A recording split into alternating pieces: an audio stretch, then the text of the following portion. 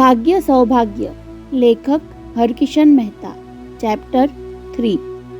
ચા પીતા પીતા મને ઘોરકી શું રહ્યા છો?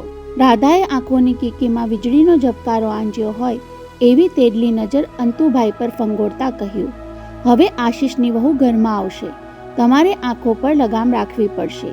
છતાંય અંતુભાઈએ રાધાના મુખ પરથી આંખો હટાવ્યા વગર ચાના ઘૂંટથી ભીંજાયેલા હોઠે કહ્યું, મને અત્યારે તો એ જ વિચાર આવે છે, મારી જેમ આશીષ પણ ચાને ઘૂંટડે ઘૂંટડે ગીતાનું રૂપ પીતો હશે. મારો આશીષ તમારી જેમ નફ્ફટ નથી. રાધાએ પોરસ કરવાની ડબે કહ્યું, પણ અવાજમાં રણકો ન આવ્યો. છોકરીનું રૂપ જોવાને બદલે આંખો ઢાળી એ બિચારો ચાનો રંગ નિહાળ્યા કરતો હશે.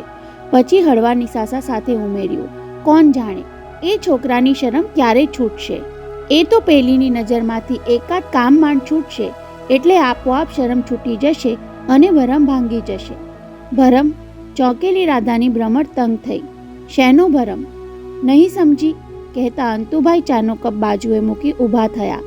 રાધાની નજીક સરકતા સંભળાવ્યું, કેટલાક જુવાનને એવો ભ્રમ હોય છે કે પોતાને પ્રેમ કરતા નથી આવડતું, પણ કન્યા સાથે બે ચાર મુલાકાત થતાં જ આપોઆપ પ્રણયના ફુવારા ફૂટી નીકળે છે. કહેતા એણે નીચા નમી બંને હથેળીમાં રાધાનું મુખ ઝાલી લીધું. સ્ત્રીનો જાદુ જ આવો હોય છે રાધા. અધ ખુલ્લી આંખે રાધા તેના અડધા ઉઘાડા હોઠ જોતી રહી. તરસ્યા હોઠ હમણાં નજીક આવશે એવા ખ્યાલથી સળવળી ઉઠેલી રાધાએ સિફતથી પોતાનો ચહેરો તેના હાથમાંથી સરકાવી લીધો. કેટલી વાર કહ્યું તમને, રાધા રાધા ન કહ્યા કરો, કોઈક વાર બધાની વચ્ચે બોલાઈ જશે તો? તારી આ જીત બહુ કઠે છે મને, અંતુભાઈએ હથેળી ઘસતા સંભળાવ્યું. આંખો પર લગામ, જીભ પર લગામ. બે ઘડીના એકાંતમાં પણ પરાયાની જેમ વર્તવાનું. પ્રેમ કરતી વખતે ભાભી ભાભી જ કહેવાનું. તમને અંતુભાઈ કહેવાનું મને શું ગમતું હશે? રાધાનો કંઠ સહેજ ભીંજાયો. ક્યારેક તમને તુકારે બોલાવવા માટે જીભ સળવળી ઉઠે છે, પણ મનને વશમાં કરી લઉં છું. જેમાં હવે તો આશીષની વહુ ઘરમાં આવશે, એની હાજરીમાં બહુ સંભાળવું પડશે. અત્યાર સુધી આપણે થોડું એકાંત ચોરી લેતા એ છૂટી જશે. અંતુભાઈથી નિસાસો નંખાઈ ગયો. મળીએ ત્યારે જુદા પડી જવાના વિચારોનો ભાર વર્તાયા કરે છે અને જુદા પડ્યા પછી ફરી મળવાની અધીરાઈમાં અથરા અથરા થઈ જવાય છે. એમના અવાજની ભીનાશ રાધાને એની આંખોમાં પણ દેખાઈ. પોતાના નિસાસાને હૈયાને બારણેથી જ પાછો હડસેલી દીધો. ક્યારેક આવું બધું બહુ અસહ્ય લાગે છે. આ સમાજને તો આપણો આડો સંબંધ કોઠે પડી ગયો અને સમાજની નિંદા આપણે પચાવી ગયા, પણ જુવાન પુત્રની આંખો ક્યારેક મારું હૈયું વીંધી નાખે છે. એના મુખની તંગ રેખા જાણે મને સવાલ પૂછતી હોય છે કે માં, જે સંબંધ સમાજને સ્વીકાર્ય નથી એ બાંધતા પહેલા તે મારો વિચાર કેમ ન કર્યો? આપણે બધો જ વિચાર કર્યો હતો રાધા. તેના ખભા પર હાથ મૂકતા અંતુભાઈ બોલી ગયા, આશીષ સમજદાર છે, એના મનમાં મૂંઝવણ જરૂર જતી હશે, પણ એ તને ગુનેગાર તો નહીં જ ગણતો હોય. એ આશ્વાસન રાધાને રાહત ન આપી શક્યું. ક્યારેક થાય છે કે આશીષને બધું જ કહી દઉં, આપણા સંબંધનો ભેદ ઉઘાડો પાડી દઉં. નહીં નહીં રાધા. અંતુભાઈની અવસ્થા ઉછળી પડી. રોગની પીડામાંથી છુટકારો મેળવી લેવાના ભ્રમમાં જલદ ઈલાજ અજમાવા જતાં ક્યારેક વધુ પીડા ભોગવવી પડે છે.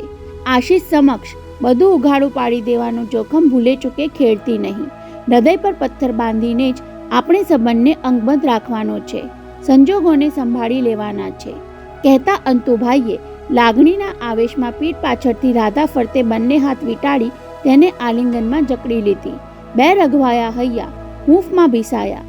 રાધાના કોરા કપાળે બે ધકતા હોઠ ચંપાયા અને અષાઢના આક્રોશ જેવી રાધાની કીકીઓ શ્રાવણના સરવડાની જેમ વરસી પડી. મેં દાળ ઉકળવા મૂકી છે. આશ્લેષમાંથી અળગા થવાના પ્રયાસ સાથે રાધા હસી પડી. કુમારને વાયદો કર્યો છે, આશીષ માટે છોકરી પસંદ કરીને આવે એટલે મારે એને ગરમા ગરમ દાળ ઢોકળી જમાડવાની છે. રોકવાનો પ્રયાસ કર્યા વિના અંતુભાઈએ એને સરકી જવા દીધી. વિચાર કરવા માટે પોતાને થોડીવાર એકલા પડવું હતું. 20 વર્ષથી ચાલતા આ સંબંધના થોડાક સંભાળણા વાગોળી લેવા હતા. 21 વર્ષ પહેલા પોતાની વીમા કંપનીના અગત્યના દસ્તાવેજો ઉગારી લેવા રામકૃષ્ણ વીમા દલાલે પોતાની જાતનું બલિદાન આપી દીધા પછી એક પરોપકારી પરાક્રમીની વિધવા તરીકે રાધા 4 વર્ષના આશીષ સાથે દક્ષિણ આફ્રિકા છોડી મુંબઈ આવી. અગાઉથી કરેલી ગોઠવણ મુજબ તેના 2 વર્ષ પછી પોતે પણ આફ્રિકા છોડ્યું. સારી એવી મૂડી સાથે આવેલા અનંતરાયને મુંબઈ માફક આવી ગયું. રામકૃષ્ણના પરમ મિત્ર હોવાથી રાધા અને આશીષની એ દેખભાળ રાખે તેમાં કોઈને અજુગતું ન લાગ્યું. એકલા હોવા છતાં રાધાબહેનના મહેમાન તરીકે રહેવાને બદલે ચોપાટી પર પોતાનો ફ્લેટ લઈ લીધો. એ પણ સૌને સ્વાભાવિક લાગ્યું. પરંતુ મુંબઈનો કાયમી વસવાટ થયા પછી પણ અંતુભાઈ અંકલેશ્વરિયાનું કોઈ કુટુંબીજન એમની સાથે રહેવા ન આવ્યું એ સૌને વિચિત્ર લાગ્યું હતું.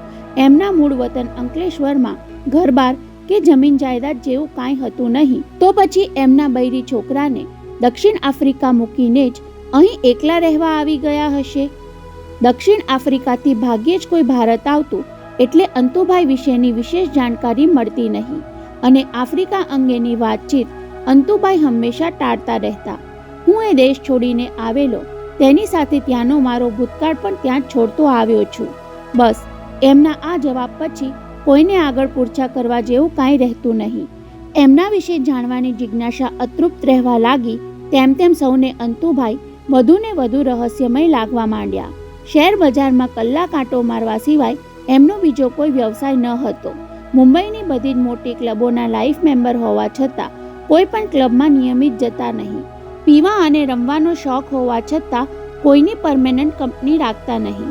સફારી સૂટ એ એમનો કાયમી પોશાક અને રાધાબહેન એ એમની પરમેનન્ટ કંપની. સૌથી વિચિત્ર વાત તો એ હતી કે રાધાબહેન ક્યારેક એમને કંપની આપવા કોઈ ક્લબ કે પાર્ટીમાં જતા નહીં. કોઈએ એને અંતુભાઈના ચોપાટીના ઘેર પણ જતા આવતા ક્યારેય જોયા ન હતા. એમનું મિલન સ્થાન હતું માત્ર રાધાબહેનનું ઘર, વાલકેશ્વર સદન.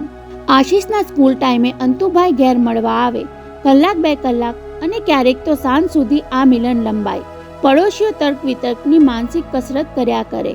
બંને જણા રોજ આટલું મળતા છતાં એકબીજાથી ધરાતા નહીં હોય. રોજ શું વાતો કરતા હશે. ઉપરવાળા મેના બહેનથી એકવાર રહેવાયું નહીં એટલે બહાનું કાઢીને રાધાબહેનની ફ્લેટની બેલ વગાડી. એણે ધારેલું કે રાધાબહેનને બારણું ઉગાડતા વાર લાગશે, ખલેલ પહોંચાડવા માટે મને જોઈને મોં બગાડશે. પણ બીજી જ પડે દરવાજો ઉઘાડી રાધાબહેનને એમના સ્વાભાવિક સ્મિત સાથે આવકાર આપ્યો હતો. અરે મેનાબહેન, તમે આજે કાંઈ ભૂલા પડી ગયા? જુઓ ને, મારા ઘાટીએ આજે ખાડો પાડ્યો છે. મેનાબહેન પોતે ક્ષોભ પામવા લાગ્યા. તમારી કામવાળી રાત્રે મારે ત્યાં વાસણ માંજવા આવે તો મોકલશો? જરૂર મોકલીશ. રાધાબહેનની મીઠાશ ભલભલાને પીગળાવી દે એવી હતી. કામવાળીને કહીશ કે આજે મારે બદલે તારું કામ કરી જાય. મારે ક્યાં બહુ વાસણ હોય છે. તમે ઘરમાં વસ્તારી છો, જ્યારે અમે તો 2 જ માણસ. ઉંમરે ઉભેલા મેનાબહેનના કાન એ સાંભળવામાં હતા, પણ આંખો ફ્લેટમાં ફરતી હતી. તેમની એ ચેષ્ટા સમજી ગયા હોય તેમ રાધાબહેને આગ્રહ કર્યો, પણ આમ ઉંમરે જ કેમ ઊભા છો? અંદર આવો ને. રાધાબહેન પરાણે ખેંચીને તેમને અંદર લઈ ગયા. ત્યારે અંતુભાઈ દીવાનખાનામાં અખંડ આનંદ જેવું કોઈક મેગેઝિન વાંચતા દેખાયા. કેમ છો મેનાબહેન? કહીને એમણે આવકાર આપ્યો હતો. 2 માણસ એકાંતમાં મળે એવું કોઈ જ વાતાવરણ એમને દેખાયું નહીં. પોતાના આગમને 2માંથી કોઈને કોઈ જાતનો વિક્ષેપ કે ક્ષોભ પણ જગાડ્યો નહીં. આને નફ્ફડતા કહેવાય કે નિર્લેપતા. મનોમન બબડતા મેનાબહેન નિરાશ થઈને ફરી ગયા હતા. રાધાબહેનની કામવાળી બાઈ પાસેથી માહિતી મેળવવાના પ્રયાસમાં પણ કોઈ પાડોશન ફાવતી નહીં. કોઈ કામ ચીંધીને સાવિત્રીને 2 ઘડી બેસને કહી આડી અવડી વાતમાંથી પૂછી લેવાની પહેરવી થતી. રાધાબહેન ઘરમાં એકલા આખો દિવસ શું કરતા હોય છે? ત્યારે પેલી બોલી ઉઠતી, એ આખો દિવસ એકલા ક્યાં હોય છે? સાંભળીને પડોશણોની ઉત્તેજના તીવ્ર બની જતી. હા, એ વાત સાચી. પેલા સાહેબ એને રોજ મળવા આવે છે ખરા. એવો મમરો મૂકી સાવિત્રીનું મન કોતરવાની કોશિશ કરતી. પણ ઘરમાં ને ઘરમાં 2 માણસ કંટાળી નહીં જતા હોય? બહાર હરવા ફરવા જતા હોય તો સમજ્યા, પણ આવી પૂરછાનો સાવિત્રી કોઈ પડઘો ન પાડતી. ત્યારે એના નિંદાવૃત્તિના અભાવથી અકળાઈને મેનાબહેન જેવા સીધું બોલી નાખતા. આમ પરણ્યા વગર છડેચોક રોજ મળતા રહે એ જરા ખટકે તો ખરું ને. એના જવાબમાં ગમાર કામવાળી કહી દેતી, એમાં ખટકવાનું શું? આપણે ધારી લેવું કે એ બંને પરણેલા જ છે. તેને બદલે ઘણા બધાએ એવું ધારી લેવાનું પસંદ કર્યું કે લગ્ન બહારના આ સંબંધ બહુ લાંબુ નહીં ખેંચે. અત્યારે એકબીજાને પરસ્પરની જરૂર છે. મન મળી ગયા છે. ક્યારેક કાંઈ એવું બનશે એટલે પૂર ઓસરી જશે, એકબીજા માટે અભાવો આવી જશે. પણ 20-20 વર્ષ સુધી એવું કાંઈ જ બન્યું નહીં. ત્યારે આ તો પરણેલા સ્ત્રી પુરુષ કરતાં એકબીજાને વધારે વફાદાર છે એવી ટકોર સાથે એમના સંબંધને સ્વીકૃતિ આપી દેવી પડી. પરંતુ અંતુભાઈ અત્યારે કંઈક જુદું જ વિચારતા હતા. એમને દીવાનખાનામાં એકલા મૂકીને રાધાબહેન રસોડામાં ચાલી ગયા. પછી છેલ્લા 21 વર્ષના સંબંધને વાગોળતા અંતુભાઈને રાધામાં કંઈક પરિવર્તન દેખાવા લાગ્યું હતું. અગાઉ એકાંતમાં મળતા ત્યારે રાધા અધીરી બની જતી, પાગલની જેમ પોતાને વળગી પડતી. મેળાપમાં મોડું થતું તો રીસભર્યો છણકો કરતી, તમને મારી ક્યાં પડી છે, તમારા પર મારો હક થોડો છે. ત્યારે લાડથી એને મનાવી પડતી, તારા સિવાય બીજા કોનો હક હોઈ શકે મારા પર? કોને ખબર, કદાચ બીજી કોઈને રાખી લીધી હોય. તે મને રાખ્યો એ ઘણું છે. મારે ખાતર તું આટલી બધી બદનામી વહોરીને જીવે છે, છતાં હું બીજાને રાખું તો ભગવાન પણ મારો બીજો અપરાધ માફ ન કરે. હવે મોડો આવવા બદલ માફ કરી દો દેવી. દેવી કહીને તમે મને લોકોનું મેણું યાદ કરાવો છો. ઉપરવાળા મેના બહેન શું બોલે છે કહું? દેખાવમાં તો દેવી જેવી છે, પણ આચારમાં અભડાઈ ગઈ બિચારી. તને બિચારી કહેવાનો એને શું અધિકાર? જેનું કપાળ કોરું હોય અને કાંડા અળવા હોય એને બિચારી બનાવી દેવાનો રિવાજ છે આપણે ત્યાં. પણ રાધા, તું તો એટલેથી જ એમને અટકી જવું પડ્યું. સંયમની લગામ લાગી જતી જીભ પર. કુદરતે આ તે કેવો ભેદ રચી દીધો કે દુનિયાને ભરમમાં રાખીને જીવવું પડે છે. હજુ 2 મહિના અગાઉ જ તેમનાથી પ્રસ્તાવ મુકાઈ ગયો હતો. રાધા, આશીષ હવે ઉંમરલાયક થઈ ગયો, આપણે પરણી જઈએ તો? ત્યારે રાધા વિચિત્ર ભાવે તેને તાકી રહી હતી. નજરથી ઠપકો આપીને બોલી હતી, તમને પરણી જવાની જરૂર ક્યાં દેખાઈ? અને તને પરણી જવામાં વાંધો ક્યાં આવ્યો? વાંધો? લુક્કું હસીને એણે કહ્યું, હવે આશીષને પરણાવવાનો સમય થયો ત્યારે. ઓહ, સમજ્યો. અંતુભાઈ ઊંધું સમજ્યા હતા. તો પછી આશીષને પરણાવીને આપણે પરણી જઈશું બસ? નહીં, એમ નહીં બને. રાધાએ મક્કમ અવાજે સંભળાવ્યું હતું. મારા નામ સાથે રામકૃષ્ણ ભીમા દલાલ સિવાય બીજા કોઈનું જ નામ જોડાય એ મને મંજૂર નથી. ત્યારે અંતુભાઈએ નિસાસો નાખી પ્રસ્તાવ ઘડી જવો પડ્યો હતો. મિલનની પળોમાં ક્યારેક રાધા પોતાના ચહેરા સામે તાકી રહી ખ્યાલમાં ખોવાઈ જતી ત્યારે એમનાથી પૂછાઈ જતું, મને ધારી ધારીને શું જોયા કરે છે રાધા? જોતી નથી, શોધું છું. આંખોમાં આંખ પોરવી રાખીને એ ટહુકતી, તમારા મુખમાં હું આશીષના પિતાની આકૃતિ શોધું છું. તો એ શોધ પડતી મૂકી દે ગાંડી. આ મુખ પર તને ક્યારેય આશીષના પિતાનો અણસાર સુદ્ધા જોવા નહીં મળે. તમે ભૂલો છો. લાગણી નીતરતી નજરે એ બોલી ઉઠતી. તમારા મુખની આ 2 આંખોમાં ડોકાવું છું ત્યારે મને એ જ દેખાય છે. પ્રેમ કરતી સ્ત્રી પતિને યાદ કરે એ કોઈ પુરુષને ગમે નહીં. પણ અંતુભાઈ મલકી ઉઠતા, હવે મને સમજાય છે કે પ્રેમ કરતી વખતે તું મને આંખો બંધ નહીં કરી દેવાનું કેમ કહ્યા કરે છે. પછી એના વાળની લટને રમાડતા પૂછી બેસતા, સાચું કહેજે રાધા, સમાજને ખાતર કે આશીષને ખાતર આપણા આ સંબંધનો અંત લાવવાની ઈચ્છા જોર કરી જાય છે ખરી? આમ પૂછ્યું ત્યારે રાધાબહેને હસીને જવાબ ટાળ્યો હતો. એટલે શબ્દો બદલીને ફરીવાર પૂછ્યું હતું, ધાર કે એવી કટોકટી ઊભી થાય જેમાં તારે આશીષ અને મારી વચ્ચે પસંદગી કરવાની આવે, એટલે કે 2માંથી એકને છોડવાનો નિર્ણય લેવો પડે તો મારો જવાબ તમે બરાબર જાણો છો. છતાં તારા મોઢેથી સાંભળવા ખાતર પૂછું છું. ભગવાન પ્રેમના પારખાનો એ દિવસ કદી ન દેખાડે. બોલતા બોલતા એ અટકી. ત્યારે અંતુભાઈ આગળ સાંભળવા અધીરા બની ગયા હતા. રાધાના મુખ પર એમને સંકલ્પની આભા દેખાઈ હતી. તમે કહો છો તેમ 2માંથી એકને છોડવાનો વખત આવે તો પછી મારે તમને જ છોડવા રહ્યા. ત્યારે ઘણીવાર સુધી બંને વચ્ચે સન્નાટો છવાઈ રહ્યો હતો. રાધાના ચહેરા પર વ્યથાની વાદળી ઘેરાતી દેખાઈ. દર્દ ઘૂંટ્યા અવાજે એ પૂછી બેઠી હતી, સાંભળીને તમને દુઃખ લાગ્યું ને? વિચારમાં કેમ પડી ગયા? દુઃખ શેનું લાગે? પરાણે હસીને પોતે કહેવું પડ્યું હતું, સ્ત્રી પ્રથમ તો માતા જ રહે છે, બીજું બધું પછી. ના, સગા પુત્ર અને પતિ વચ્ચે પસંદગી કરવાની હોત તો કદાચ મારો નિર્ણય જુદો હોત. એટલે તું પોતે પણ મને પતિના સ્થાને નથી ગણતી? પોતાના અવાજમાં અજાણતા જ ઉગ્રતા આવી ગઈ હતી. તો પછી તું મને માને છે શું? તમે જે છો તે. મોં ફેરવી લઈને રાધાએ કહ્યું, મારા પતિના મિત્ર, એક વિધવા સ્ત્રીના પ્રેમી. બરાબર એ જ વખતે દરવાજાની ઘંટી વાગી અને અંતુભાઈની વિચારતંદ્રા તૂટી પડી. રસોડામાંથી રાધા પણ બહાર દોડી આવી. આશીષ અને કુમાર આવ્યા લાગે છે કહેતી એ હરખભેર દરવાજો ઉગાડવા દોડી ગઈ ત્યારે અંતુભાઈએ સોફા પર બાજુમાં પડેલું સાંજનું અંગ્રેજી છાપું હાથમાં લીધું. મથાળા પર નજર પાડતા જ વાંચવા માંડ્યું.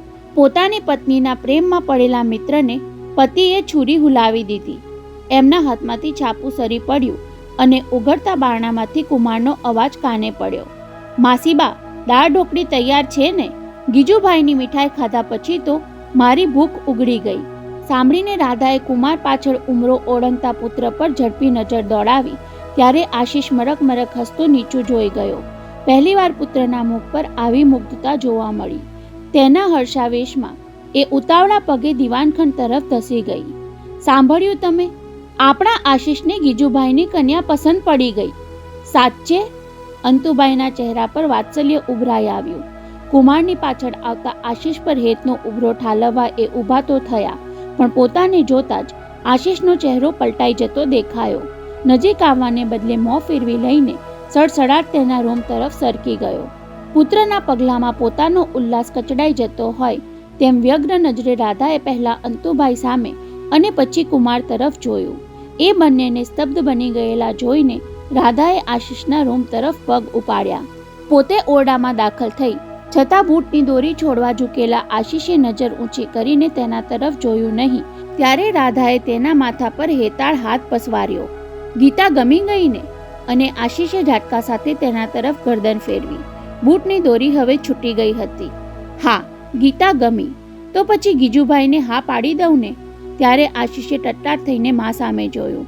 કહેવા ન કહેવાની ઘડીભરની દ્વિધા પછી મનમાં ધૂંધવાતા શબ્દોને એણે વાચા આપી. ગીજુભાઈને હા પાડતા પહેલા તારે મને એક વાતની હા પાડવી પડશે. લગ્ન જલ્દી નહીં કરવાની જ ને? દાદા બહેને તર્ક કરીને પૂછ્યું. ના, આશીષનો અવાજ ઊંચો થતો ગયો.